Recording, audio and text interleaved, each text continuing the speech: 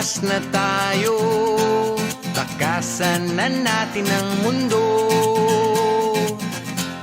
Magtago papalayo sa mas tahimik at payapang mundo.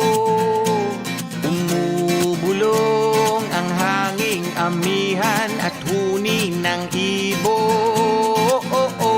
Dumudulog at tinatawag na tayo ng bundok.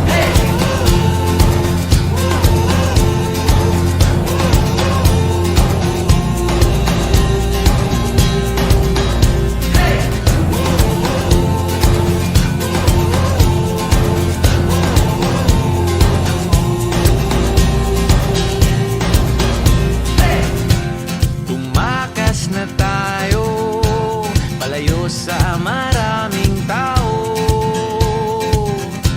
Tumiwalay at magtago sa maingay at malabong mundo.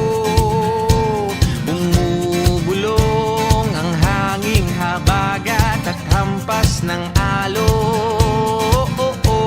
Dumudulog at niyayakag na tayo ng karagat.